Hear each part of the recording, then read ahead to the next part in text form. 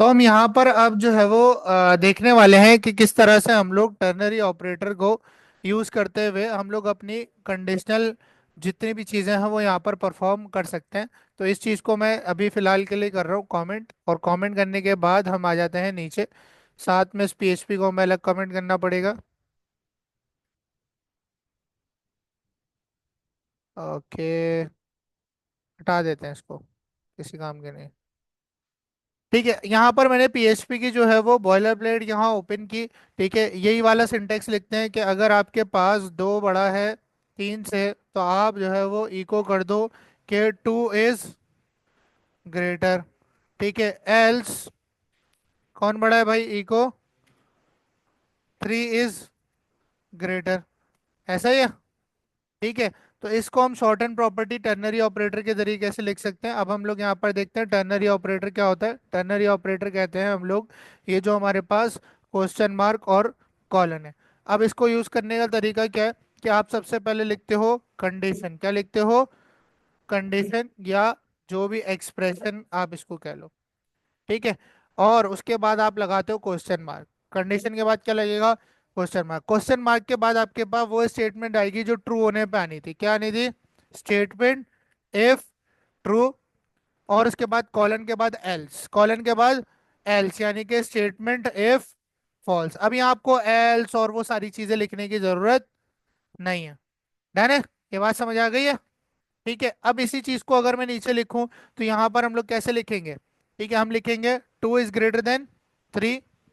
ठीक है, तो आप क्वेश्चन मार्क इको कर दो। अब यहाँ एक मसला आएगा, बताऊंगा। ठीक है, आप इको कर दो, क्या इको कर दो? Two is greater. ठीक है, अदरवाइज क्या इको कर दो? Three is greater. अच्छा, इको नहीं लगाया हमने। अब यहाँ पर मसला ये आ रहा है कि आप एक लाइन के अंदर एक ही इको लिख सकते हो टर्मिनेटर के बिना।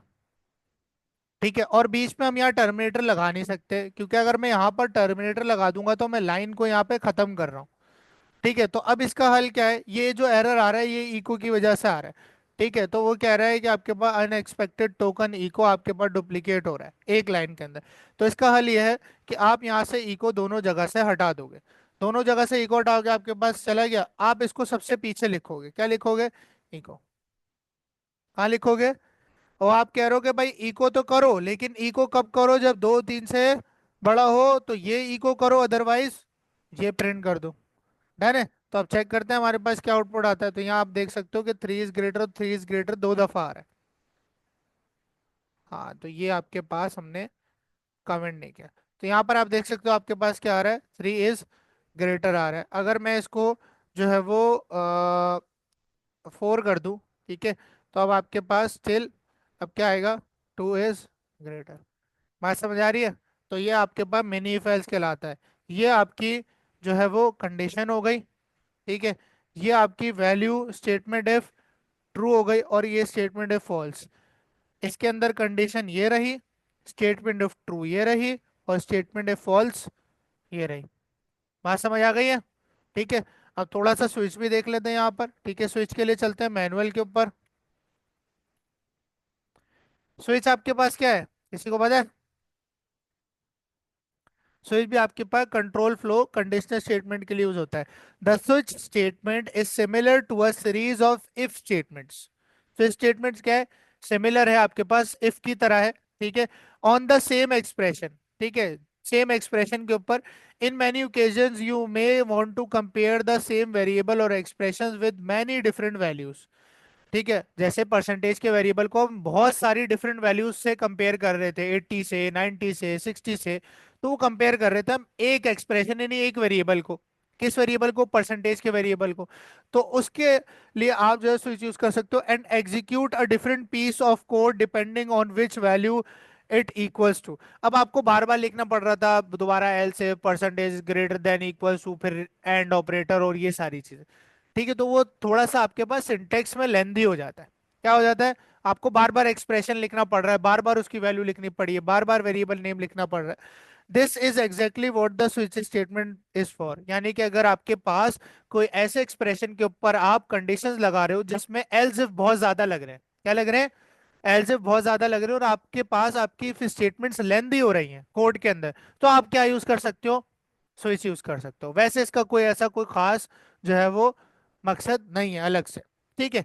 Note that unlike some other languages the continue statement applies to switch and act similar to break if you have a switch inside a loop and wish to continue. अच्छा, ये loop की अभी बात हो रही है, कंपेयर कर रहा है, उसको छोड़ो। अब यहाँ पर स्विच का जो है ना थोड़ा सा स्ट्रक्चर देखते हैं। स्विच का स्ट्रक्चर क्या है, सबसे पहले आप लिखते हो स्विच, क्या लिखते हो, स्विच। और स्विच के आपके पास पैरेंथेसिस के अंदर जाता है एक्सप्रेशन, क्या जाता है, एक्सप्रेशन। एक्सप्रेशन वो वेरिएबल होता है जिसके ऊपर आपके पास कंडीशन अप्लाई होती है। जैसे हमारे केस में परसेंटेज था, ए बी था, पीपल था, वो सारे क्या है, एक्सप्रेशन होते हैं। क्या होते हैं, एक्सप्रेशन। जो आपका वेरिएबल जिसके ऊपर आप वैल्यूज को मैच करवाओगे वो आपका क्या होता है, एक्सप्रेशन कहलाता है। तो यहाँ पर वो डॉलर आई के ऊपर जो है वो कंडीशंस लगाएगा। अब डायरेक्टली आप यहाँ नहीं लिखोगे कि dollar I is greater than zero. ठीक है। उसके बाद आपके पास लगेगी स्विच के कर्ली ब्रैकेट्स, क्या लगेंगे, स्विच के कर्ली ब्रैकेट्स, और इसके अंदर बनते केसेस। एक वैल्यू के लिए एक केस बनेगा। क्या होगा, एक सिंगल वैल्यू के लिए एक केस, दूसरी वैल्यू के लिए दूसरा केस। वो कह रहा है कि अगर आपके पास केस जीरो हो, केस जीरो का मतलब है कि आपके पास डॉलर आई की वैल्यू अगर जीरो हो, अगर डॉलर आई की वैल्यू क्या हो, जीरो, केस के बाद हम वो वैल्यू लिखते हैं जो इसके अंदर आएगी या इससे मैच होगी। क्या वैल्यू लिखेंगे, जो एक्सप्रेशन के अंदर होगी या फिर उससे मैच हो रही होगी, वो हम किसके साथ लिखते हैं, केस के कीवर्ड के साथ। अगर जीरो हो तो आप क्या इक्वल करोगे, I is equals to zero, और आप केस को कर दोगे ब्रेक, यहीं पे आप स्विच केस को तोड़ दोगे। अगर आपके पास केस ट्रू हो जाता है तो आपके पास केस क्या हो जाएगा, ब्रेक। अभी मैंने आपको बताया था कि हम केसेस के अंदर ब्रेक लगाते हैं, क्यों, क्योंकि केसेस अगर ट्रू भी हो जाते हैं, जब भी बाकी के केसेस रीड किए जाते हैं तो उसमें कॉन्फ्लिक्शन का डर होता है, खतरा होता है। ठीक है। उसने किया केस वन होगा तो उसने कहा i is equal to one, case two होगा तो i is equal to two और ब्रेक। ठीक है, उसने ही कर दिया। अब वो इक्वेलेंट टू आपको ये दिखा रहा है, अगर तुम इसको मैच करो। वो कह रहा है अगर आई बराबर हो जीरो के, किसके बराबर हो, जीरो के, तो क्या इक्वल कर दो, आई इक्वल जीरो। अब उसने यहाँ क्या किया है, उसने वेरिएबल नेम स्विच के एक्सप्रेशन पैरेंथेसिस के अंदर रखा है, लेकिन उसकी वैल्यू केस के साथ लिखनी है, जबकि इफ के अंदर हम कंडीशन के साथ ही लिख देते हैं। बात समझ आ रही है, स्विच के अंदर दोनों चीजें अलग अलग हैं। देखो, वेरिएबल और आपके पास जो उसकी वैल्यू है वो आप इफ के अंदर एक ही जगह रख के इक्वल्स इक्वल्स कर दिया, ऐसा ही है। लेकिन स्विच के अंदर आपके पास जो वेरिएबल जाएगा वो स्विच के पैरेंथेसिस में जाएगा, और उसकी वैल्यू उसके केस के साथ जाएगी। किसके साथ जाएगी, यहाँ देखो डॉलर आई कहाँ है, ये रहा, और उसकी जो जीरो वैल्यू थी वो केस के साथ है, और इस पे क्या प्रिंट हो रहा है, आई इक्वल जीरो, यहाँ पर भी तो यही प्रिंट हो रहा है। फिर case one, case two, similar. तो ये दोनों चीजें सिमिलर है, ये दोनों चीजें सिमिलर है। आप ये यूज करो या ये यूज कर लो, अब आपको कौन सा आसान लगता है, इफ। ठीक है भाई, इफ यूज कर लो। ठीक है। तो जो आपकी मर्जी हो आप वो यूज कर सकते हो। इसके अलावा इसमें डिफॉल्ट भी आता है। ठीक है, ये आ गया। A special case is default case, क्या है आपके पास डिफॉल्ट, एक स्पेशल केस होता है, this case matches anything that wasn't matched by the other cases, for example. जिस तरह से आप इफ, एल्स इफ और बहुत सारी इफ लगाते हो उसके अंदर, अगर उसमें से कोई भी कंडीशन ट्रू हो जाती है तो वो चल जाता है, अगर उनमें कोई कंडीशन ट्रू नहीं होगी तो कौन सी ऐसी स्टेटमेंट है जो लाजमी चलेगी, एल्स। अगर सारे कंडीशंस फॉल्स हो जाते हैं तो एल्स तो लाजमी चलेगा ही चलेगा, क्योंकि वो बना है इसलिए कि अगर इफ एल्स इफ सारी कंडीशन फॉल्स हो जाए तो कौन चलेगा, एल्स। इसी तरह आपके पास स्विच के अंदर अगर सारे केसेस फॉल्स हो जाते हैं, कोई भी ट्रू नहीं होता, तो आपके पास जो डिफॉल्ट के क्लॉज के अंदर आप लिखोगे, डिफॉल्ट के आप स्टेटमेंट के अंदर जो भी इको करोगे वो तो लाजमी चलेगा ही चलेगा। देखो, पक्का नहीं है ना कि जो हमने केसेस करे ये जरूरी नहीं है चल जाए। अब केस बनाए जीरो के लिए, वन के लिए, टू के लिए। अब कोई डॉलर आई के अंदर रख देता है थ्री, तो थ्री के लिए तो कोई भी केस नहीं बनाया, तो अब उसकी जगह भी तो कुछ ना कुछ दिखाना है। तो उसने क्या दिखाया, i is not equal to zero, one और टू, यानी कि आई ना जीरो है ना वन है ना टू है, वो कोई और ही नंबर है। तो डिफॉल्ट आपको एल्स की तरह काम करता है स्विच के अंदर, किस तरह काम करता है, एल्स की तरह। चलो भाई, इसको लगा के देखते हैं किस तरह से हमारे पास ये काम करता है, लेट्स सी। यहाँ पर आए, यहाँ पर आने के बाद हमने स्विच की हेडिंग डाली, और स्विच की हेडिंग डालने के बाद यहाँ पर मैंने वही वाली एग्जांपल ले लेते हैं। डॉलर आई नाम का एक वेरिएबल है जिसमें मैंने जीरो रख दिया। क्या रख दिया? जीरो। एक वेरिएबल बनाया जिसमें वैल्यू क्या स्टोर कर दी? जीरो स्टोर कर दी भाई। मैंने कहा स्विच करो, स्विच लगाओ, और स्विच किस पे लगाओ? डॉलर आई पे लगाओ। किस पे लगाओ? डॉलर आई पे लगाओ। ठीक है, वो लगाने के बाद सबसे पहले अगर केस में डॉलर आई की वैल्यू जीरो हो, क्या हो? डॉलर आई की वैल्यू अगर केस में जीरो हो जाए तो आप जो है वो क्या प्रिंट करोगे? आपने इको कर दिया डॉलर आई इज जीरो। क्या प्रिंट कर दिया? Dollar I is zero. अब ये हमारे पास मसला होगा, आई इज जीरो कर देते हैं। ठीक है, और यहां पर हर केस के बाद क्या लगेगा? ब्रेक लगेगा। क्या लगेगा? ब्रेक। ये आपने याद रखना है, हर केस की स्टेटमेंट्स के एंड में क्या लगेगा? ब्रेक। ठीक है, ये लाजमी है। उसके बाद मैंने कहा केस बनेगा वन वैल्यू के लिए। किसके लिए? वन वैल्यू के लिए। और वन पे हम प्रिंट करा देंगे, क्या प्रिंट करा देंगे? I is one. क्या प्रिंट करा देंगे? I is one. और इसको भी क्या कर देंगे? ब्रेक कर देंगे। उसके बाद मैंने कहा एक और केस बनेगा जो कि थ्री का होगा, सॉरी टू का होगा, और मैं उस पर क्या इको करवा दूंगा? I is to. ठीक है, और यहां पर हमने कर दिया ब्रेक। और अगर इनमें से कोई केस ट्रू नहीं होता तो मैं क्या लगाऊंगा? डिफॉल्ट। क्या लगाऊंगा? डिफॉल्ट, यानी एल्स लगाऊंगा, और उसके अंदर मैं यहां पर प्रिंट कर दूंगा echo I is not zero, one और टू। ठीक है, तो यहां पर हमारे पास डिफॉल्ट भी हमारे पास आ चुका है। लेट्स सी हमारे पास क्या प्रिंट होता है। आएंगे हमारे पास, तो यहाँ पर आप देख सकते हो आई इज जीरो आ रहा है, क्योंकि आपके पास जो वीएस कोड में हमने आई में वैल्यू रखी है वो क्या है? जीरो। इसको टू कर दूंगा तो क्या आएगा? I is to. और अगर इसको थ्री कर दूंगा तो i is not zero, one और टू। ठीक है। सिमिलर इसमें एक बड़ी और छोटी सी एक और मिसाल है कि फॉर एग्जांपल मेरे पास एक वेरिएबल है डे नाम का। किस नाम का? डॉलर डे नाम का, और उसमें मैंने रख दिया है वन, या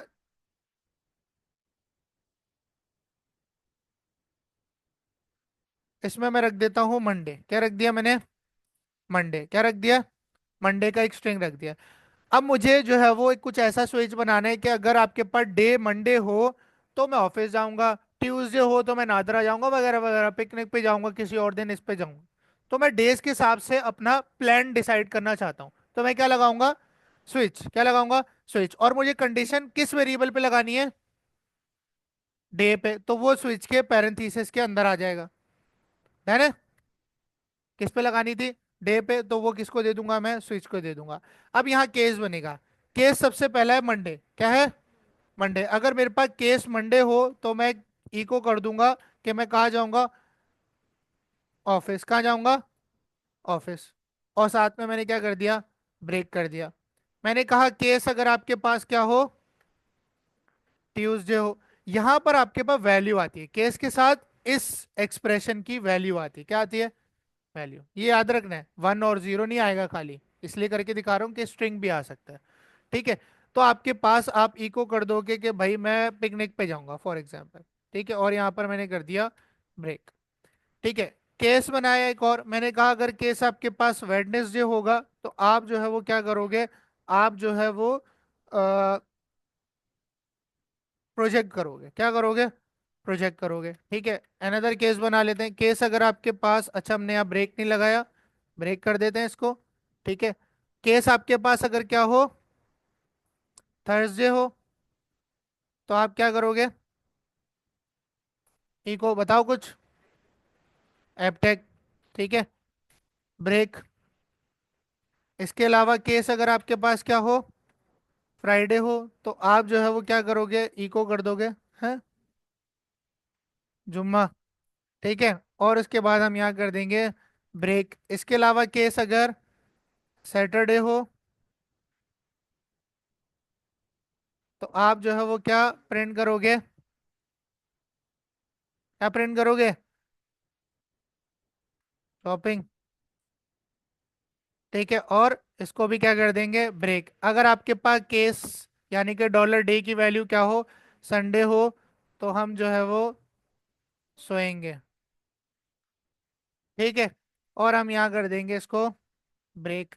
और एल्स, क्या होगा हमारे पास, डिफॉल्ट क्या होगा, एंड में डिफॉल्ट तो लगेगा, क्योंकि अगर कोई ऐसा यूजर आता है जो गलत डे डाल देता है, जो डे एग्जिस्ट भी नहीं करता, अगर वो सोमवार डाल देता है, फिर क्या करूंगा।